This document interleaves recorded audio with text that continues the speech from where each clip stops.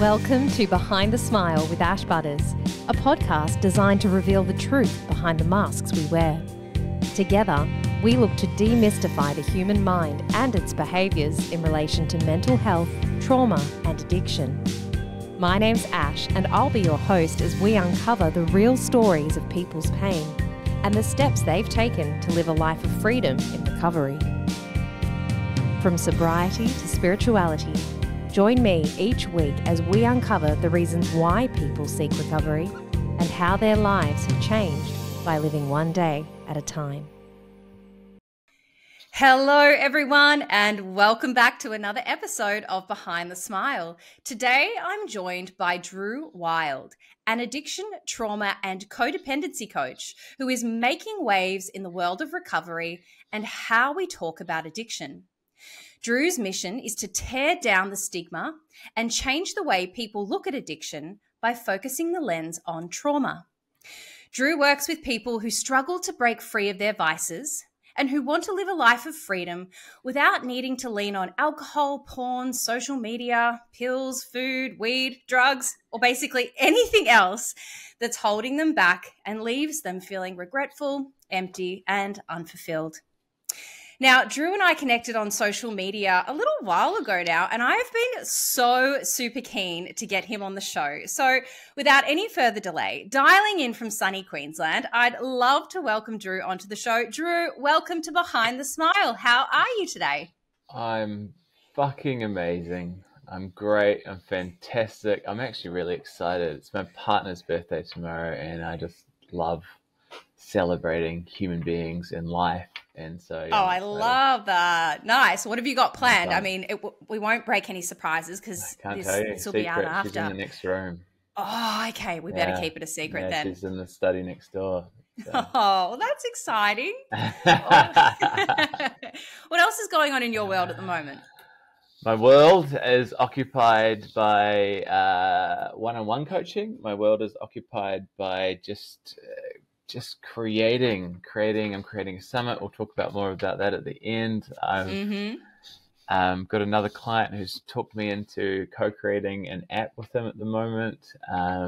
Just opportunity after opportunity just keeps popping up in front of me, as well as obviously taking enough time and space just to look after me, fill up my cup, and do shit that I love and enjoy.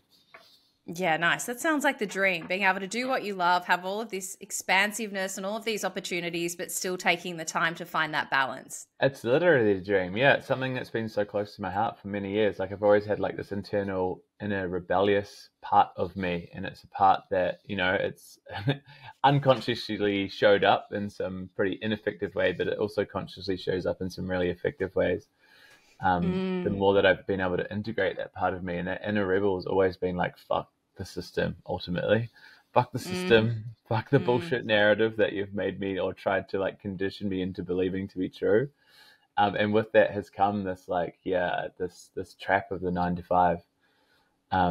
Really creating my life, like creating a life by design, like living a life by design. And unfortunately, it's not something that a lot of us are exposed to. Like I wasn't, you know, my conditioning was that you go to school, you finish school, you go to university, you get your degree and you climb the corporate ladder, you know. Totally. I'm very fortunate, very lucky. And I created that, you know, I chose that, and I've done a lot of fucking work to get to where I am today. Yeah, and we're going to dive into all of that. I was going to ask you a question, but I'm actually going to save it for a little bit later, because the first thing I would love to do is let our audience just get to know you a little bit better if they haven't heard of you before. Drew, can you kick it off with sharing, where do you live? I mentioned Queensland, but let us know where. Who do you live with? What does an average day look like? And what do you do for fun? Okay, you're going to have to help me with that. I've got boy brain, so like one question at a time. Right, I live on the Gold Coast of Australia. I live in Gnogan. I live in the hinterlands, in the most beautiful house you could like. It's ridiculous. Every morning I wake up and like, how the fuck do I live here? If anyone told me 5 years ago I'd live here, it's insane. I live with my beautiful partner, who I am... never been more connected to another human before in my life. We've been together maybe 18 months. We will be engaged 100% sometime next year. What were the other questions? What do I do for fun? Yeah, what does an average day look like, and what do you do for fun? An average day, it's so different. I usually wake up. My morning routine is usually pretty imperative. That's something that's always been a non-negotiable part of my life and my routine, particularly on this journey of whatever you want to call this, sobriety, recovery, journey of healing, self-development, insert whatever fucking word resonates for you.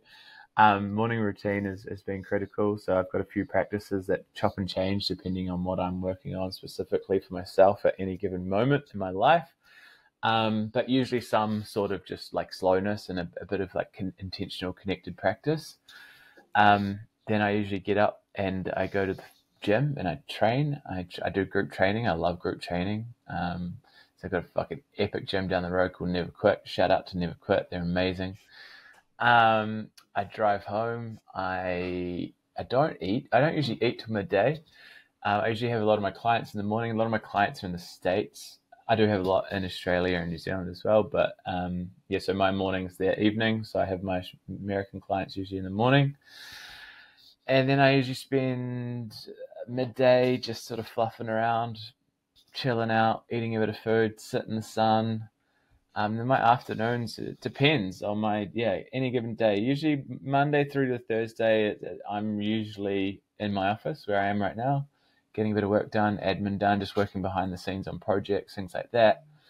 I do usually keep my Fridays clear and empty. I don't mind working on a Saturday. I do work a little bit on a Saturday. I sometimes have clients on a Saturday.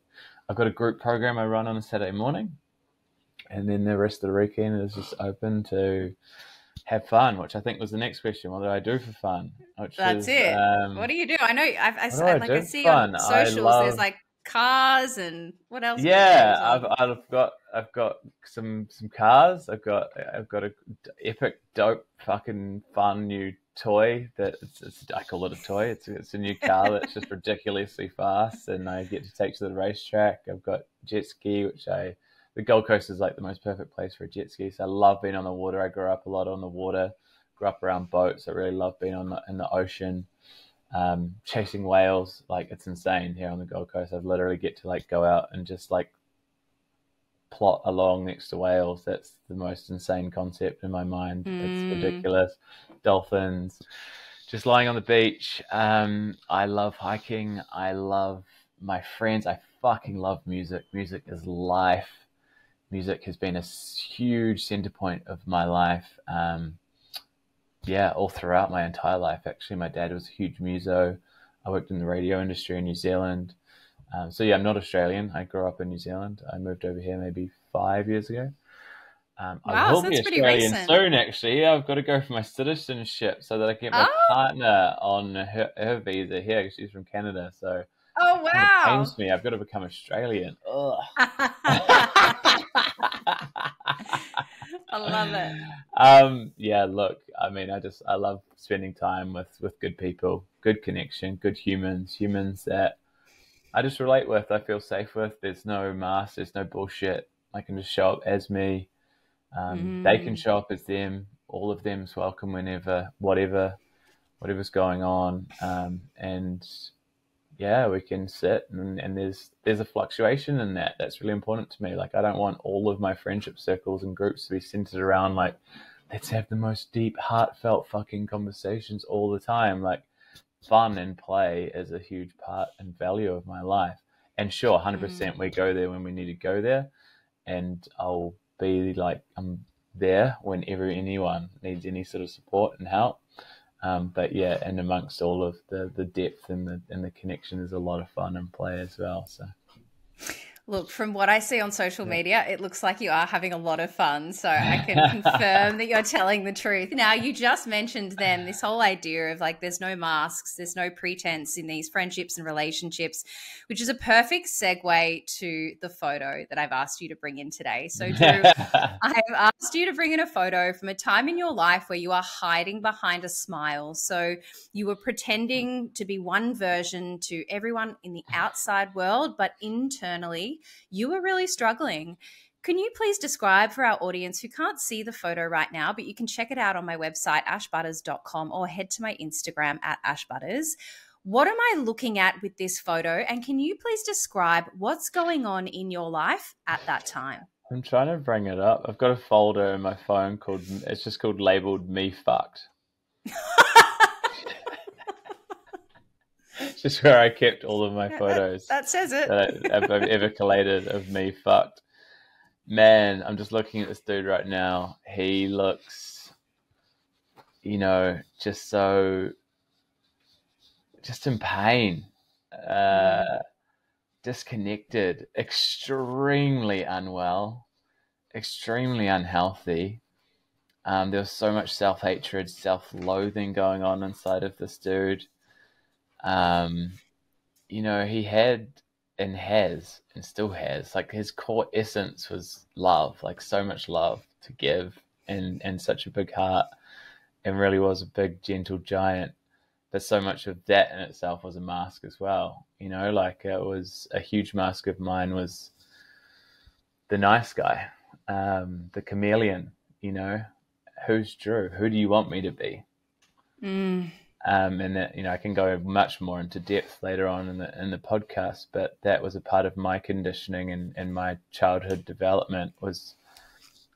That's how I learned to receive love. Ultimately, that's how I was modeled unconsciously to receive love.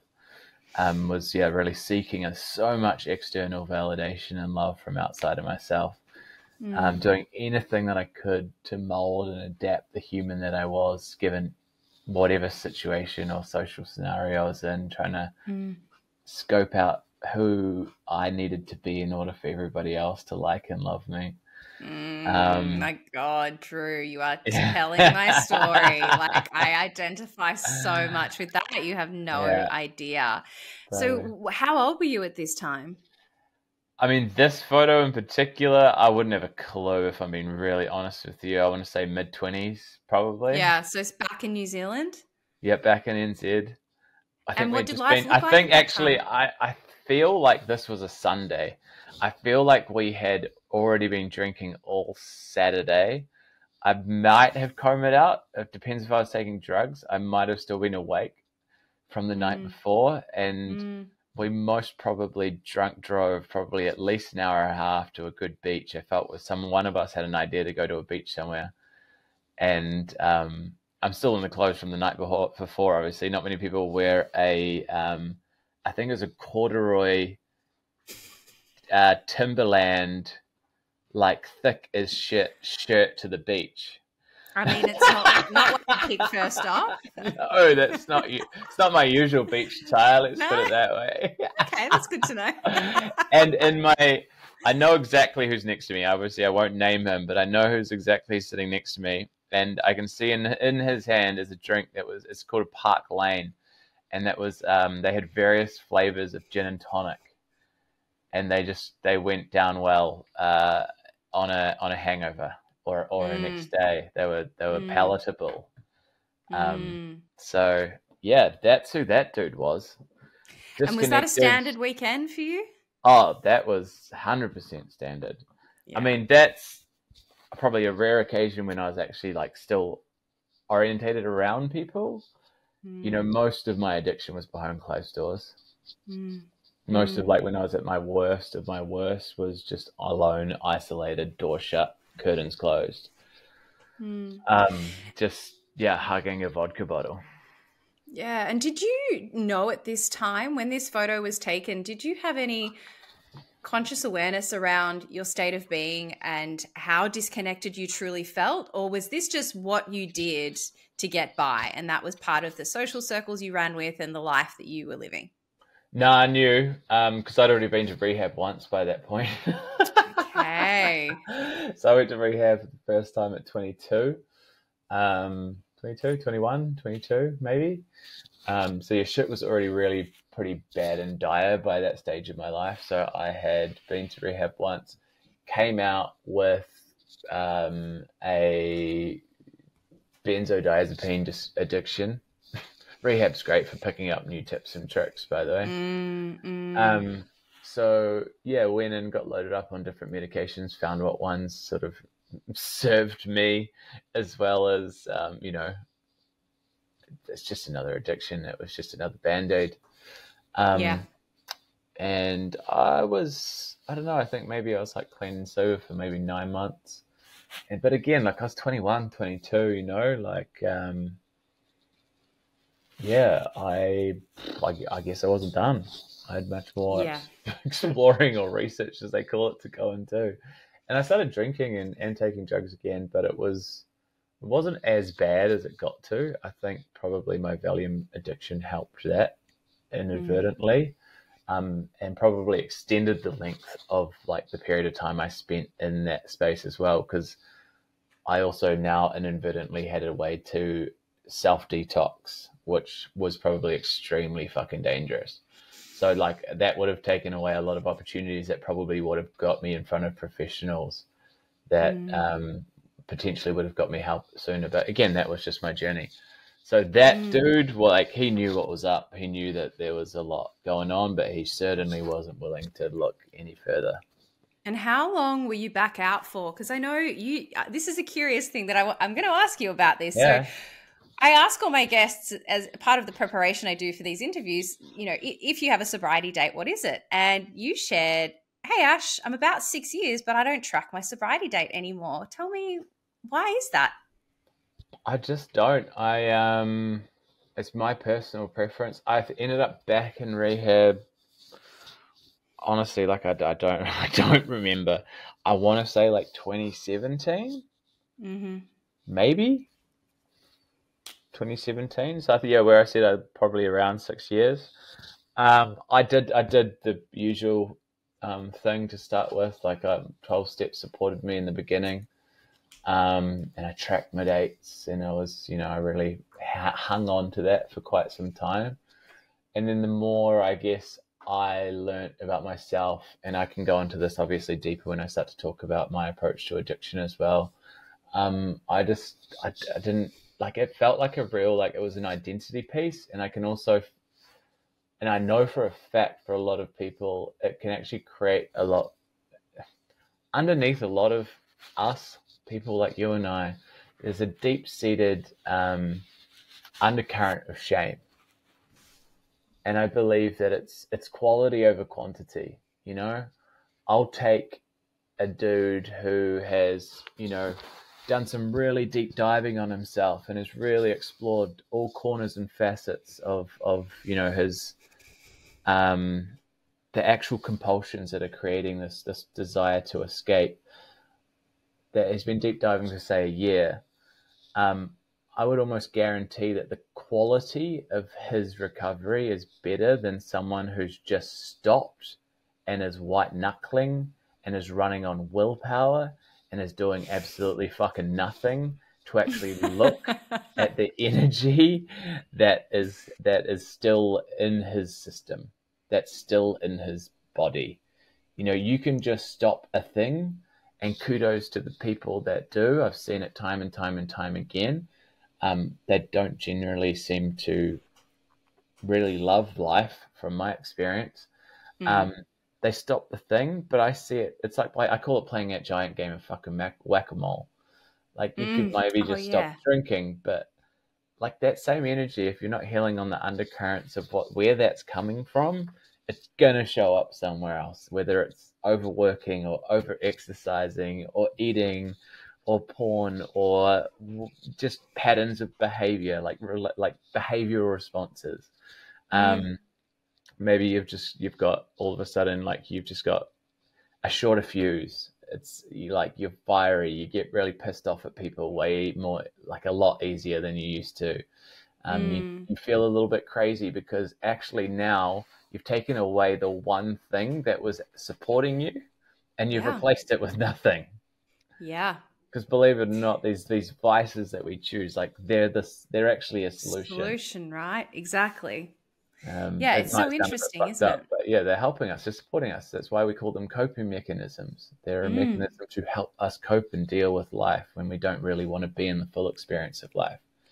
Yeah. And so if we're not introducing yeah, we take that away and we're not putting out something to replace that with, something a bit more wholesome and nourishing.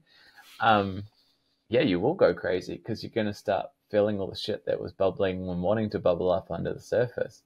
And yeah, I see it time and time again, or it just gets put into another energy. Like there was a post someone posted the other day, and it was someone who had been in sobriety and now he's like a professional base jumper. And it was like there's all these accolades of like, yeah, well done, like fuck, so epic, you're off the meth. I'm like, hey, I just want to play like devil's advocate here. First and foremost, like fucking dope. Congratulations on giving up the meth. That's insane. That's epic. Well done. Can I just play devil's advocate for a second here? And like maybe there's a potentiality that he's just transferred the same energy of like adrenaline and cortisol and stress and how much the body loves that hormonal response into throwing himself off fucking cliffs on a wingsuit. Yeah, it's like one extreme behavior for another. Absolutely. I think it's really interesting the point you make as well is like length of sobriety does not guarantee somebody's happiness or their spiritual fitness. Not even close. No, like I've met so many people in the short amount of time that I've been around that have, decades of sobriety and they can be miserable because a lot of the time it's people in their first sort of like 5 to 10 years where they've just got like they're full of the spirit and they're doing all the things and they're finding their life back, like they're getting their life back or creating a life by design, which you described so beautifully.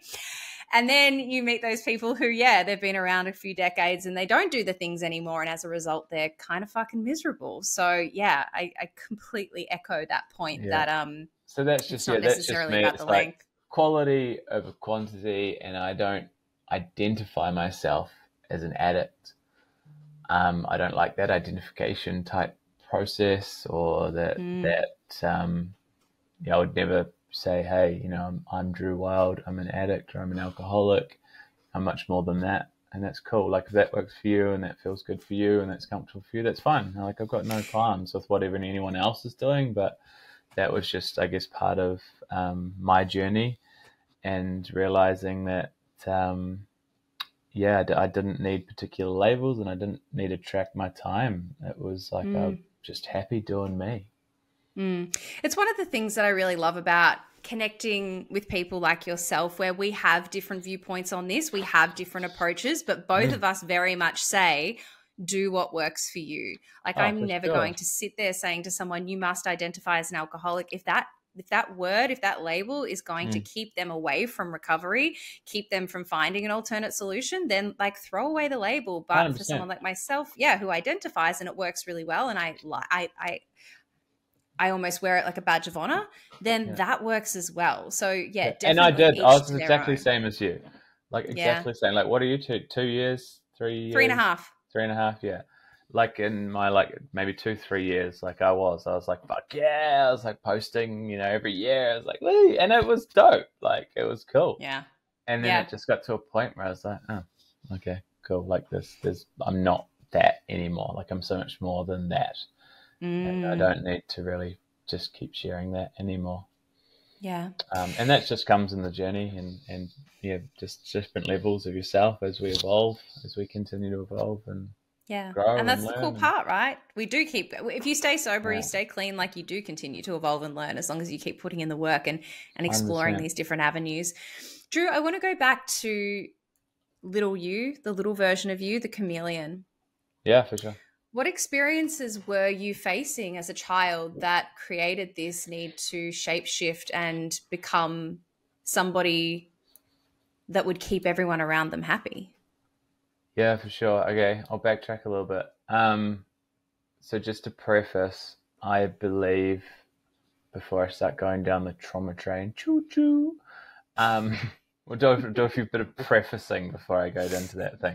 So the way I view addiction is that like addiction's everywhere. Addiction and distraction are synonymous. They're one and the same. Everybody on this planet has something. I'm assuming your entire audience is alcohol-based. Yeah? Like it's more sobriety-based listeners. Would that be anybody that's interested in mental health recovery? Okay, cool, dope, sweet. Okay, so maybe anyone that's listening, they can identify with like a particular crutch in their life. Totally. And I truly believe that, like, that's the stigma of addiction. That word addiction holds a stigma. When I speak to a mainstream audience, they go, you know, I'm like, hands up if you identify as with, you know, as an addict or you've got an addiction, and like no hands go up, or you might get Ash in the back, super excited, like, fucking me, yeah. Yeah. Yeah. And then I'm like, cool. And then I'll like ask a series of other questions. I'll evidently get to like, okay, hands up if put your hands up in this room if you know you've got something you turn to when you like ultimately just don't really want to fucking feel, you don't want to be in the full experience of life, things a bit stressful and overwhelming. And like every single hand goes up. I'm like, cool. So what's the difference between that and addiction? It's just a stigma attached to that word. We've all got something. We've all got a vice. We've all got a crutch. We've all got something we lean on, whether it's scrolling fucking Instagram or gaming or porn or eating. Eating's probably the most common. Like eating our emotions away. Underneath it, it's craving and aversion is what's underneath all of this. Like we have an aversion to ultimately some like what we've deemed to be a state of duress or discomfort or a less preferable state of being, and we don't have the capacity or the window of tolerance to be with whatever our body's presenting us with at the time.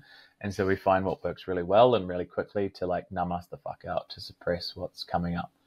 And drugs and alcohol and eating and food and gaming and gambling and scrolling are all really good quick ways to do that.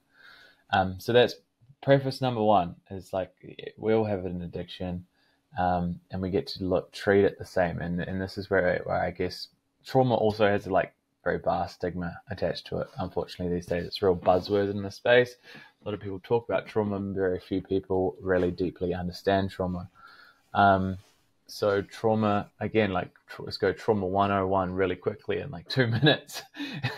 Trauma ultimately is any event that hasn't found completion in the body. We've gone into like a survival response and it hasn't found completion. So it's not so much what's happened to us, it's what's happened inside of us as a result of what's happened to us.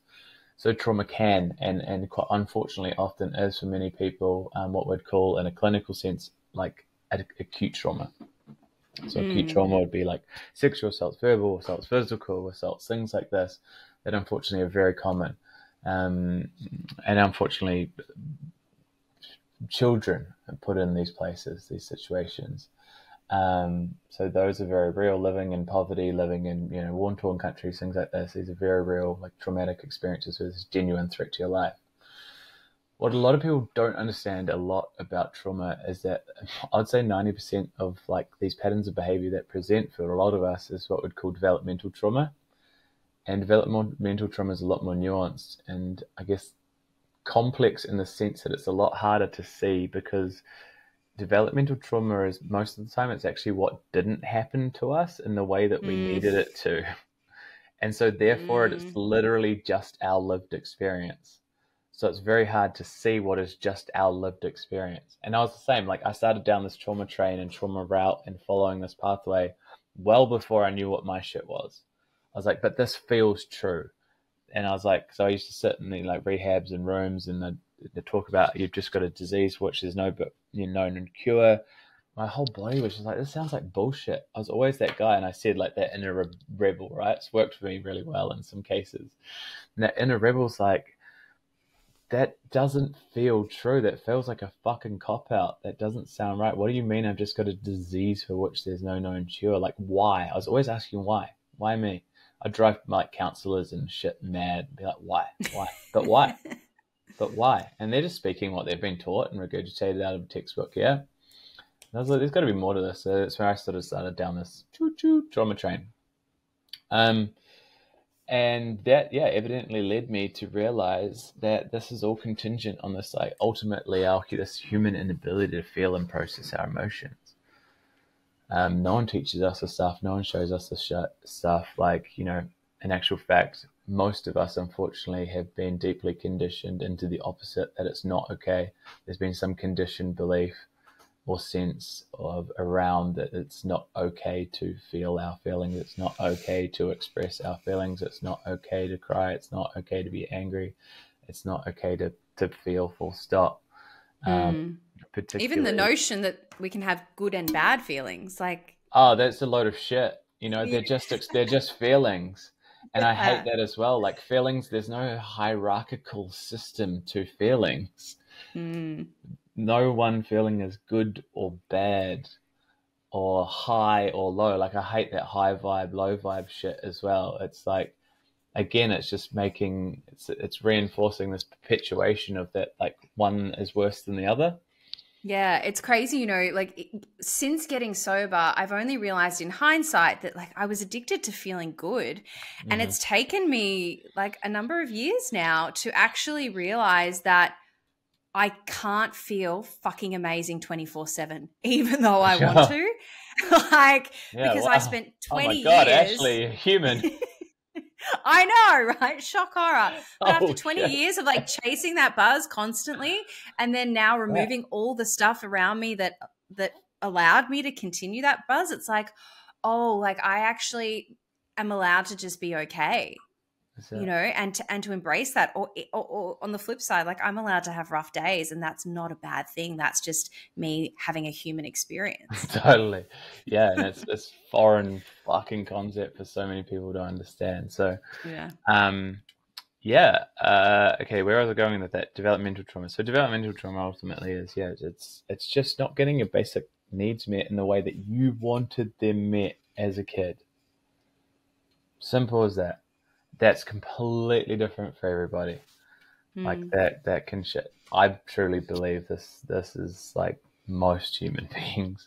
But I again, like agree. it's the lack of willingness to really go and look at some of this stuff. And there's a real aversion to, but a lot of people feel like they're putting blame on their parents.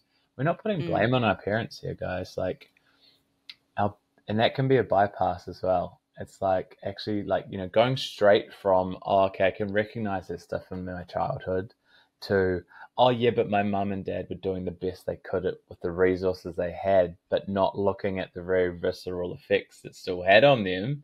You're just bypassing what's actually hanging out in the body. So again, we're also not placing blame on our parents, but it's just recognizing that, hey, even though they were just doing the best they can with the knowledge and education that they had, with the parenting that they had, with their own parents and experience that they had growing up. Some follow the same route as their parents, some go the complete polar opposite, depending on what way the coin flips and lands. But we're exposed to particular types of parenting that ultimately can be really detrimental to our own development. So as a kid, like literally from the minute we're conceived, and this sounds quite foreign as well for a lot of people, and maybe a little bit even fucking woo-woo, but even when we're in the womb, like we can feel shit. We're the living fucking emanation of a felt sense. From 0 to 7 especially, it's kind of like called our formative years. Like we are the living emanation of a felt sense. We're like the ultimate feelers. Kids feel fucking everything. And so we also cannot regulate our own nervous system. Nervous system is very tied into addiction. Most people that are experiencing any form of addiction are either operating from like completely hypo-aroused or hyper-aroused. They're like completely really shut down, or they're very activated all the time. And that's why a lot of people in addiction experience anxiety, because their nervous system is so deeply fucking dysregulated. So we can't separate what's ours from what's our primary caregiver, which is 90% of the time is our mothers. So we're feeling all of our mum shit. And so we're not really ever given a fucking chance, if we're being honest. I know. So going back to this mask, right? This is where my shit came from. This is how deep I've had to go to like get to the core of the shit. And it took me a fair few years. But I got there eventually, and then it all started to make sense. So I started peeling back the layers. A lot of the stuff on the top was a lot to do with my dad. My dad died when I was like 26, 27. So that made sense. That was what was really present, was just really clearing a lot of the emotion and the grief that I'd never processed around the loss and death of my dad. So that was all there. And then I was like, there's got to be some mummy shit in here. Like we had a horrible relationship, particularly in my teens. Like I hated this woman, like loathed her. And I was like, there's got to be some mummy shit here. It just hasn't come up yet. It hasn't presented itself yet. And finally it sort of started coming up, and I started piecing the puzzle together. And so mum was 40 when she had me. She had had 2 miscarriages before me. And so, you know, you could only imagine her energy. Like, you can imagine her emotional state, the stress she was under, the fear that she was going through, the like, fuck, this is my last chance. Again, for her, she said, because my mum's a bit of a stern, stubborn woman, like, no, I was good, I'm fine. But, you know, I can feel it. And then this plays out unconsciously, right? We don't even need to consciously be aware of what's going on. This plays out unconsciously as the felt feeling, like the little feelers that we are. We're picking up on all their unconscious felt senses as well. So I've literally felt this in process. I felt her fear, I felt her terror, I felt how scared and afraid she was, I felt this dysregulated nervous system. So it's like, no wonder, like, you know, basically I was late. I was born 2 days late. Like, I'm not surprised. I didn't want to come out into this fucking world. It seemed scary. And the undercurrent and thread of what I felt from my mum was, I need you. Those 3 words, right? I need you. I could feel that throughout, like, gestation and into my early childhood. And that was very confusing for a child, because it's like, hang on, you're meant to be the one looking after me. You're meant to be the one taking care of me. But I'm making it believe that in order for me to receive your love, I need to figure out who I need to be in order to receive your love. So like this I need you energy, right? If you want to boil this down, basically the epitome of conditional love was my experience. Everyone has completely different experiences. They're not, like, I could probably boil them down into like 5 or 6 core experiences that I've ever worked with the hundreds of people I've worked with all over the world. But I'm just sharing mine for keepsake on this podcast. So yeah, I basically experienced the definition of conditional love. And so I felt, and I had to make that mean something about me, because we can't separate what's mum's from what's mine at that age. So I had to make that meaning to understand that. And that meaning was that I have to ultimately be someone other than myself in order to receive love from people. I need to prove myself to others. Or I need to show up as X, Y, and Z in order to be loved, and validated, and accepted and received. We're only ever looking for 2 things as kids and adults, really, safety or love. And we'll do anything we can. And Gabor Mate says this all the time. Like, as a kid, if you're given the option of authenticity or attachment, so we'd call that attachment, even though it's, you know, not necessarily, at the time it was healthy, at the time it was an adaptation, at the time that was a survival response for me. If I didn't do that or be that or become that, I wouldn't get love. Therefore, I'd think I'd die. Right? So that's what we call a survival adaptation, which as a grown-ass fucking adult becomes a maladaptation. It's maladaptive. It doesn't work anymore. It's very dysfunctional.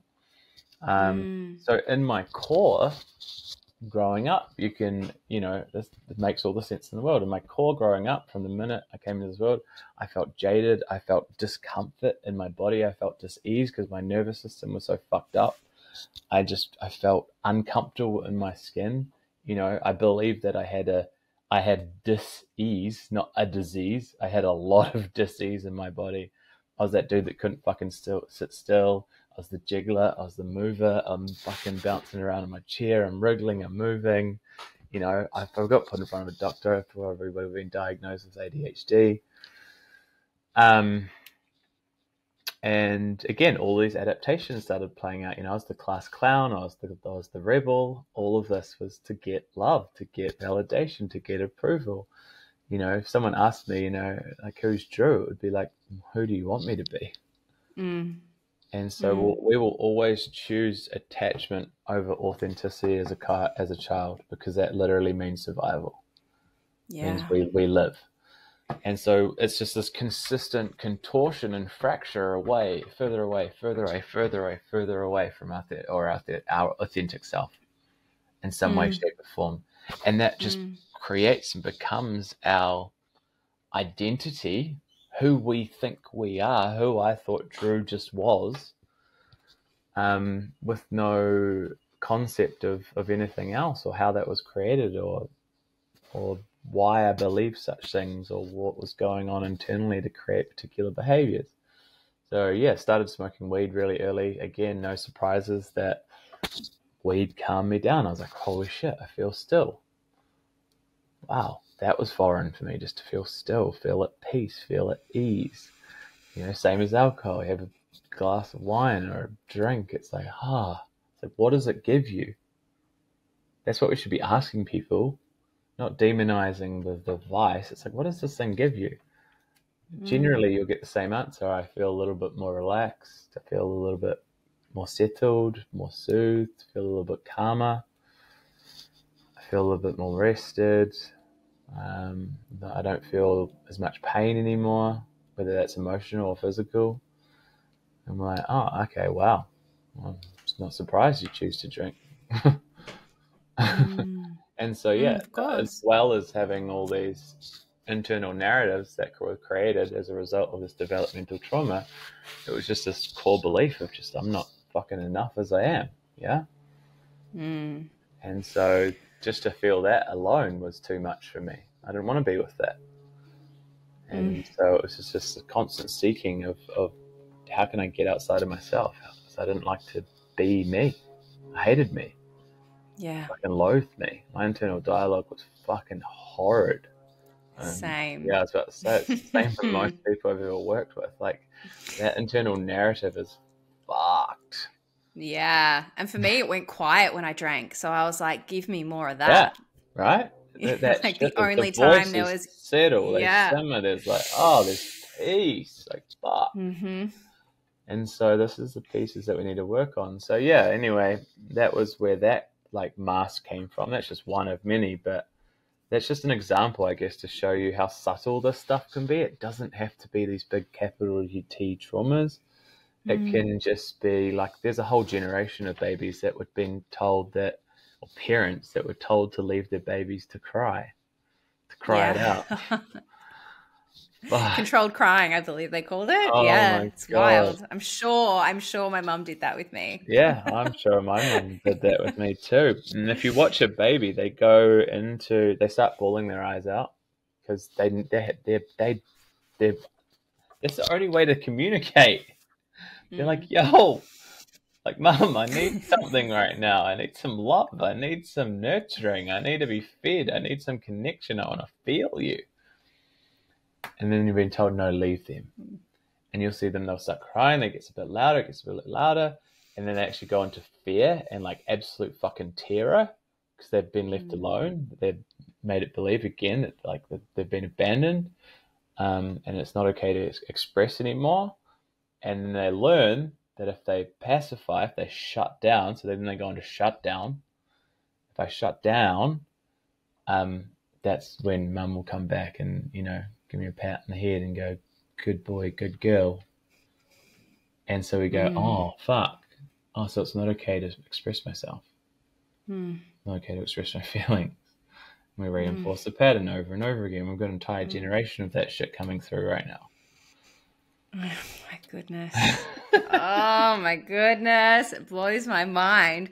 Yeah. Drew, you're also a relationship and a codependency coach. And I'd really love to know, as you were talking about this experience you had in childhood and this maladaptive attachment style that you developed as a result of that, can you tell me, would you feel comfortable sharing here with 100%. me, like, how did that play out in your adult relationships?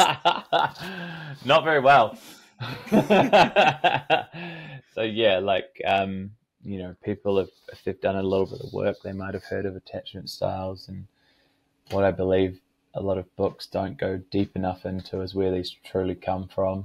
These are all rooted towards mummy and daddy. I'm sorry to say it to you guys. Some of you might be rolling your eyes, and I know, I get it. I've been there. Sometimes I wasn't ready to hear some of the shit too. But it always comes from mum and dad, or primary caregivers. Some people, obviously, their primary caregivers weren't mum or dad. Might be grandma and granddad, or auntie and uncle, or something like that. But so the attachment style created for me as a result of the attachment I had to my mum in particular was obviously extremely anxious. Extremely anxious form of attachment. So it was like it's always like on this heightened, like I need to figure out, it's like this hyper aroused state of trying to figure out who I needed to be in order to receive this love. And so how that shows up in intimate relationships, usually for someone who has an anxious relationship, is I ended up always in relationships with women who were question marks, or were maybes, or I felt like I had to prove myself to them. I had to be something other than who I was to them. That was the general thread and general undercurrent. And as much as I hated it, again, this was unconscious. Most of us don't even know we're doing this. Most of us don't realize we're chasing mummy or daddy. I inadvertently was chasing mummy. Why did I do this? Because unconsciously, that was familiar. Unconsciously, that was safe.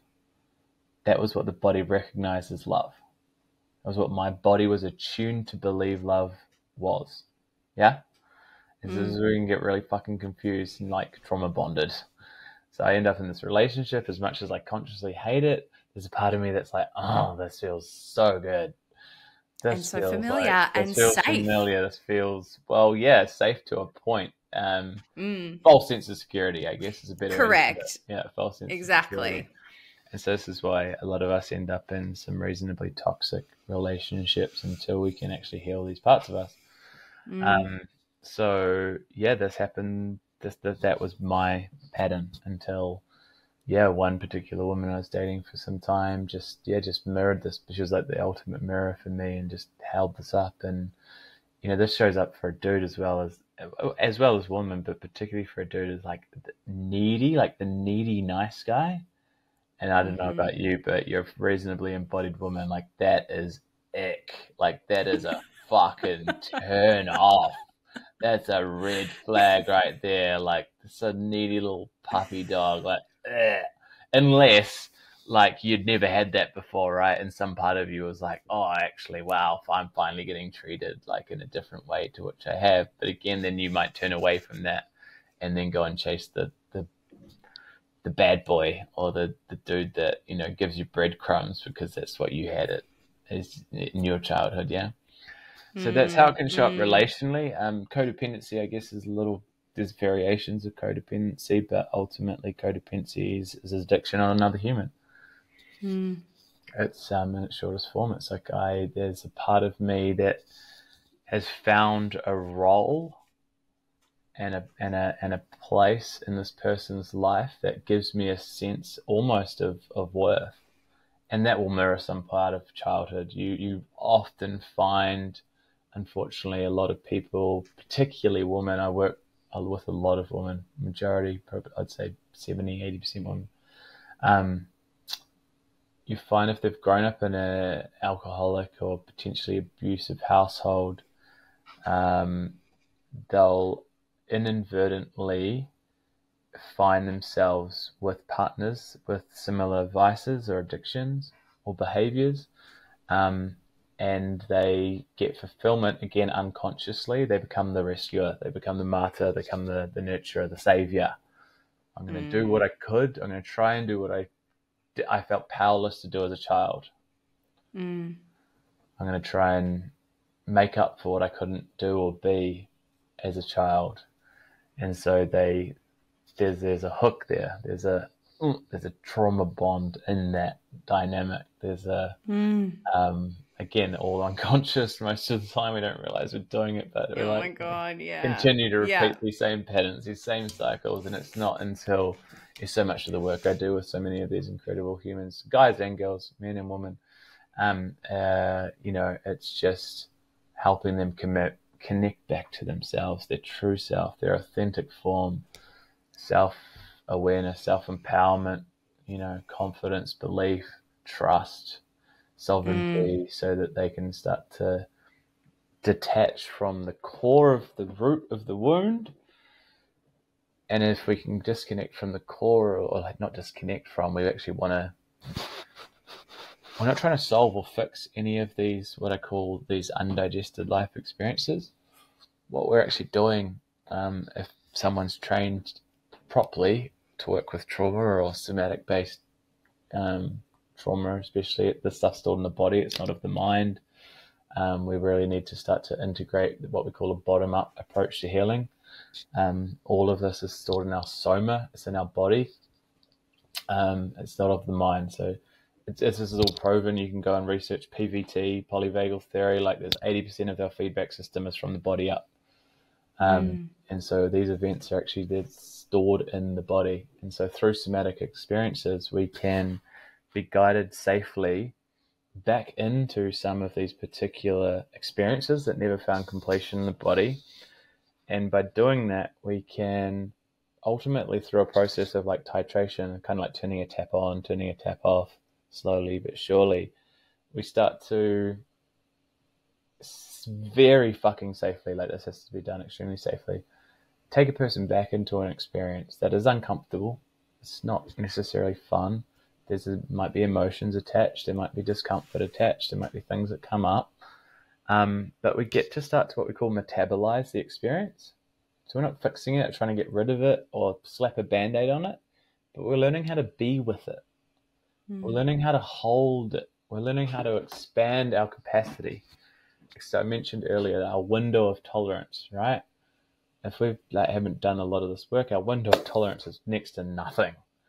The smallest thing can set us off into this survival response, this reactivity.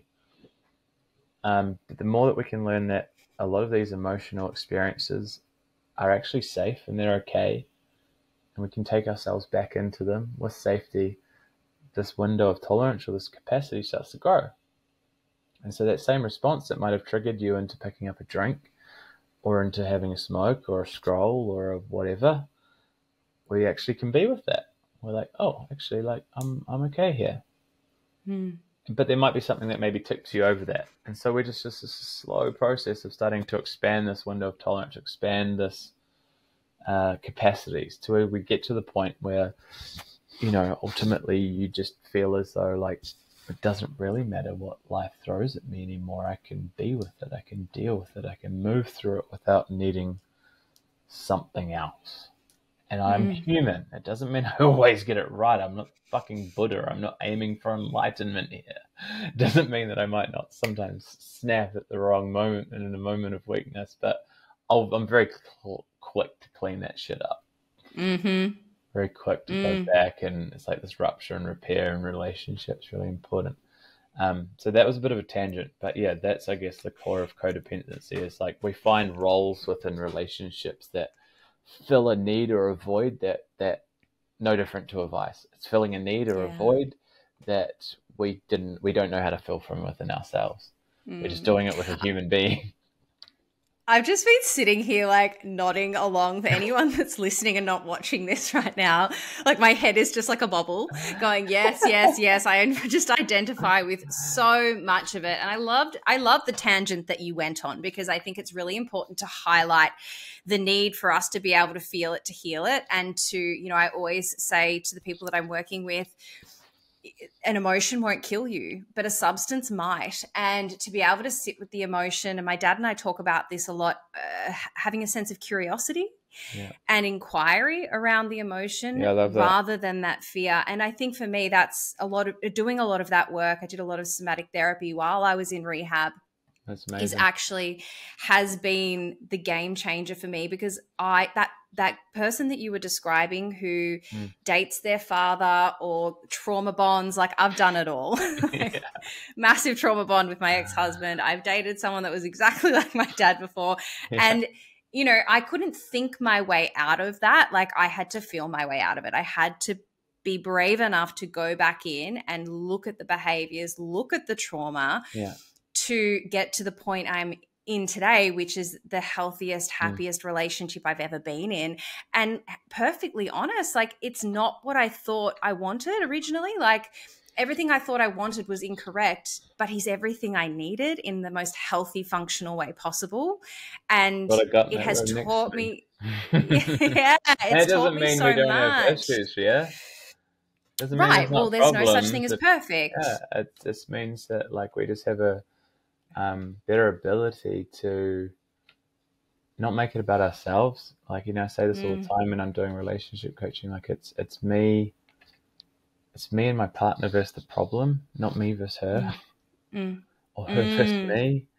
It's like mm. us against the issue, as well as just learning how to fucking communicate.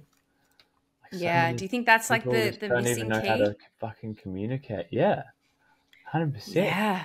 Like most of us Yeah. don't even know how to communicate. We're afraid to communicate. We're afraid to speak our truth, and that comes from conditioning as well, usually from childhood.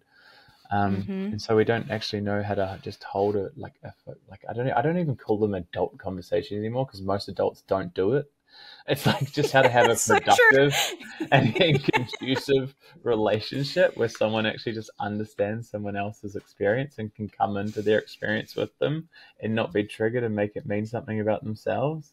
Um, It's wild. Even just a couple of this happened so recently where I had something happen. I had a big feeling. I actually had a panic attack and I didn't tell my partner about it for 4 days. And mm, I had done a few things within my sphere of influence to manage my life, to drop a few things, to lessen the load so that I could cope with the process and really feel into the emotion. And because I'd done that, I just assumed that he would have known just how intense the process was for me, but I didn't. And by day 4, I was so fucking furious internally. The poor guy had no idea because I hadn't why can said you not anything. read my mind?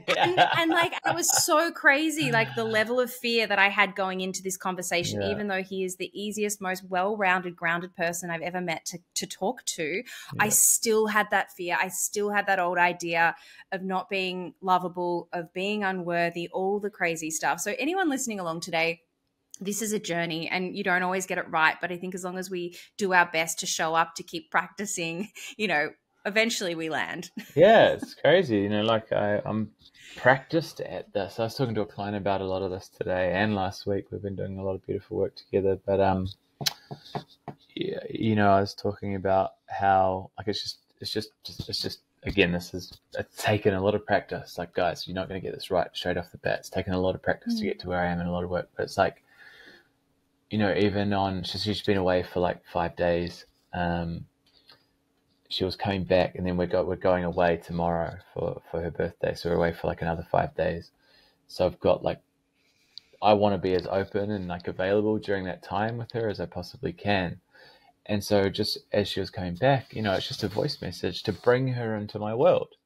Like, hey, babe, and I say that, like, these exact words. I'm like, hey, babe, like, just bringing you into my world. I've got a lot on in the next 3 days. I'm doing my best to make this, like a really fun, beautiful, loving experience for your birthday, which means I'm going to cram a few things in the next 3 days. And what I need is just your support and some grace in that, if you're able to give that to me, and giving her a heads up, before coming in and expecting something else. And, she was like, babe, thanks for sharing that. I totally received that. And like, I'm in the exact same boat, actually. I'm the same. I've been in a conference for 5 days and have done no work. And so I've got to record podcasts and I've got to do X, Y, and Z, and I've got to play catch up. So it sounds like it'll be head down, bum up for both of us for the next 3 days, but we'll make up for it in our time away. And it's It's just so these simple, light, isn't it? clean, clear lines of That communication. little voice memo changed what could have been interpreted as a why is he ignoring me? Why isn't she 100%. showing up for me? Like the frustration, the internal, yeah, Yeah. it is. It's so wild how much we underestimate that Mm. simple dialogue, open Yeah, and if communication. we want to go down this path, I love going down this path because it's a little bit of a side spin, I think, but it's important. Again, working with this client of mine in the States, she was talking about potentially taking a break from her husband, and I said to her, she's had a bit of a tendency, and maybe you can relate with this as well. Like, I know a lot of people, women especially, can sometimes relate to this. It's like her tendency is to really, and this has just been modeled by her mum, and growing up was like really like quite leaning into like her masculine energy, like doing, going. Very hard for her to like just kind of surrender and let go of control and let her husband take charge. And I'm a massive feeler. I can just feel into things and just feel into energies and attune to sort of things. It's just part of what I do as a practitioner. And I'm the first to tell someone when I think they need to get out, get the fuck out of there. Yeah. And the way that she was talking about him, I was like, I wasn't getting that resonance. And so I was like, hey, my love, maybe like you going for a motel for a month, like actually isn't the answer. Like, have you actually given him the opportunity, or have you ever actually opened up and had a conversation around some of the stuff that's going on for you? And she was like, fuck, not really. I'm like, my love, like guys want to lead. They love to lead. And sometimes you've just got to give them permission. Like the woman, the feminine sets the frame, and it's the masculine's opportunity in that to actually like penetrate the frame, penetrate the like field that's been set by the partner. And when I talk about masculine and feminine, this can be held by men or women, whatever orientation we all have masculine and feminine energies. But so yeah, anyway, she got off the phone and I said, look, just try something. Just try something off the cuff. Go and put your hand on the shoulder and be like, hey, babe. He was watching the football. He's in the States, like NFL's just started, you know. She was like, he's never going to turn the TV off. Like, you might be surprised. It's like, it's about your languaging and how you can like be invitational into this experience. I'm like, could you just tap him on the shoulder and say, hey babe, I really love it if I could just speak to you about a few things that have been coming up for me recently. I don't need anything from you right now, but it just feel like really nice. I'd feel really loved. These are like beautiful words to use with your men. I'd feel really loved if you know, and supported. I'd feel really loved and supported if you could just listen to me for a little bit right now. And he rose to the occasion. And he instantly, like without her even answering, he like switched off the fucking TV. They had the most beautiful connective talk, she said, that they've like ever had. And he's on board. Like he wants to ride this wave with her. She's just never had the conversation with her. And he's so open to this. And then she's like, and oh my God, Drew, he like came and walked the dogs with me. He never does that. And so like she had this really beautiful experience from that.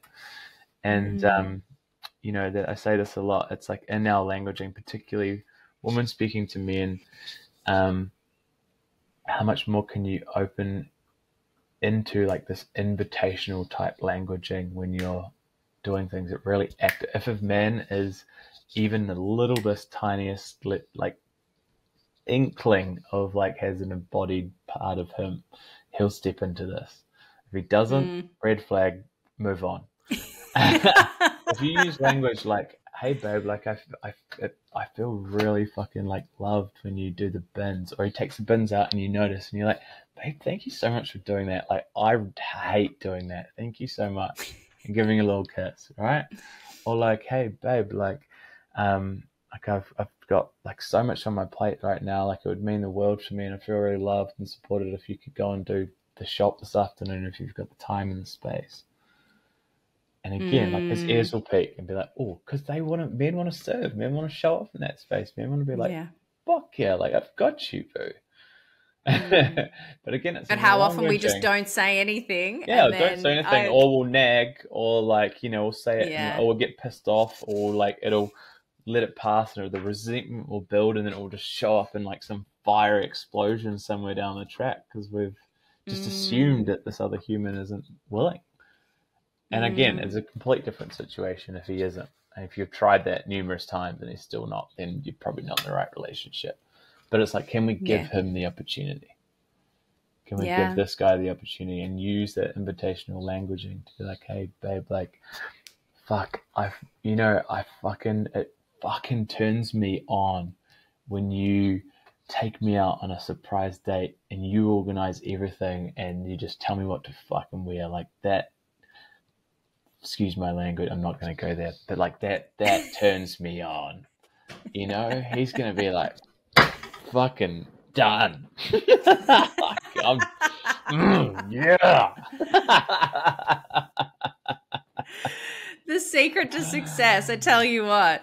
I love it. I love it. Thank you for sharing your wisdom on that. I do really think that it's just that idea of like whether you call it not asking for your needs to be met or whether it's just like opening the line of communication. Like how often do we get into these routines with your partner where like you're just not even sitting down and communicating because life happens and things get busy, but We just build like anything resentment. else, it's important. Yeah. My Oh my partner and I gosh. run Yeah. a workshop together called Relationship Revival, and it's all around our relationship check-in. So we do a relationship check-in every week. We do a small one for like 3 weeks, and when I say small, it's like, babe, like what worked this week? What worked really well for us this week? What really didn't work well for us this week? And what are we committed to for the week together? That's the short version. I love that. And then once a month we do the long version. And yeah, that's just an intentional time and space to connect and to grow, where anything can be shared. We can unpack the baggage without it stacking, and just, this is the problem in most marriages and relationships. Everything goes unsaid. No one knows how to communicate. We build fucking resentment until the point we snap, and then we get divorced and we leave them. Yeah. It's just like anything, right? Like if you wanted to progress in your career, like you're going to put more time into it. A relationship is exactly the Oh same. God, a relationship it needs priority over anything. And this goes just as much as the relationship you have with yourself. Like that's at the Yeah. core of most of the work that I teach and preach, is like building this relationship with us. Because this is the longest relationship we will ever have. And it's usually the one that's gone least tended to for most of our life. That's right. Amen to that. Hey, Drew, let's switch gears. I want to talk about the Addiction Collective. I am so freaking excited. Can you share with our audience, what is it? What can they expect? How did you come up with this idea? Like, give it to me. Yeah, dope. The Addiction Collective. So I was sitting in, I don't know, I don't even like calling it meditation anymore. I was just sitting in stillness. And I'm always getting people knocking on my door like, hey, how can we collaborate? What can we do? How can we reach more people? How can we serve? What can we do together? And I was just sitting there. It came through real clear. It was just like, Drew, just bring everyone together. These are just these crazy thoughts I usually get. And these are the crazy thoughts that often people get, but they don't actualize. And so I just fucking ran with it. I'm like, fuck it, cool. I reached out to my business partners and I was like, hey, what do you guys think about creating a summit? Just taking all the profit from the last program we run, pour it back into a summit, bring everyone together.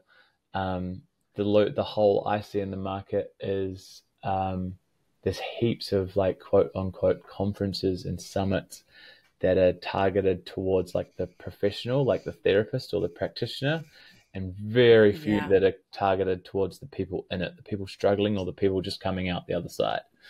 Mm-hmm. And so this is for the fucking people, and we want to make this fun. Like our sub quote is like, not your average snore fest. So many of these conferences or summits are so boring. They're like, or it's like they're speaking at a level of comprehension that to your average human who's just starting this journey, like it doesn't even compute. You're like, what is this fucking dude talking about? It's so abstract that it's like the brain doesn't even can't even compromise what's going on. So yeah, this is for the people. These are for those that are in it, that are struggling right now, that have also come out the other side. They might be in like early recovery or sobriety or early in their journey, and they're just looking for inspiration and what else is there? Maybe they've, like you and I, they kind of started set in like one set sort of core pillar or program or modality or practice, or they've just been in 12 steps, or they've just been working with a therapist, or they've just been doing whatever they've been doing. And they're like, hey, what else is out there? So we're like bringing everyone together. We're bringing the whole community. So many variations, so many stories. We're going to bring a lot of fun as much as a lot of education into this space. We're hoping to get some reasonably well-known faces in here. We're putting a lot of time, money, and energy into this, so we're going to make it as cool, fun, just a vibe. It's going to be a vibe of a time. It's going to be super low cost. Awesome. Like, it'll be like under $20. Amazing. How cool is that? Yeah, sure. Great. It'll be super cheap. Well, I mean, this episode's dropping mid-October and the summit is end of October, right? So Correct. For anyone listening who wants to come along, where can they go to get a ticket? It's not even available yet. So just go to my Instagram, follow me on Instagram. Yeah. It'll be made super public on my Instagram, at awesome. Drew_Wild. I'm sure you'll add that to the show notes. You can also go through to our website. So I'm in partnership with, 2 addiction and trauma experts based down in Melbourne. They also come from lived experience. So yeah, we partnered up a few years ago and we've created what in our least humble opinion is, we truly believe it to be the most like revolutionary program, approaching and treating and healing addiction on the planet. And that's Line in the Sand. So you can go to, I think our website is LITS, so the acronym of Line in the Sand, litsrecovery.com. And you can check out our program there as well. We've got a free program going around at the moment. Actually, I might send that to you if that's cool. We've just got a free program. I'll throw all of this in the show notes so that people can access all the goodness. And like, I am just so super pumped to be joining you at the Addiction Collective. We're going to have so much fun. It's an epic lineup. Let's bring it on. We're just warming up. Yeah. Hey, Drew, there's one final question that I love to finish up on, that is, what are your 3 non-negotiables that allow you to live your life today happy, joyous, and free? My 3 non-negotiables. Morning routine. I guess my morning routine kind of encompasses a lot of things. So I'd say like a connection to myself, connection to my whatever you deem to be higher self, authentic self, universe, God, source, whatever that is for you. You really find that in the stillness, don't you? Yeah, 100%. I actually believe that to be the deepest form of self-love is deep listening, connection to your authentic self. Your higher self. We've all got that part. Again, it's just a relationship we haven't usually built. Connection to myself, connection to my higher self. Let's just call it that. My non-negotiables, just fun.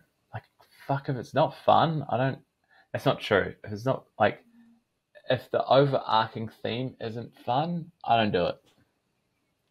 Like, if getting on this fucking podcast felt like a chore, I'd be like, get fucked.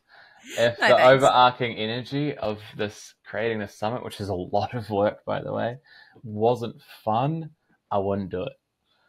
If this relationship that I'm in, which is beautiful and loving and deep and so connective, but also wasn't fun and playful, I wouldn't be in it. So like we're here to enjoy this life.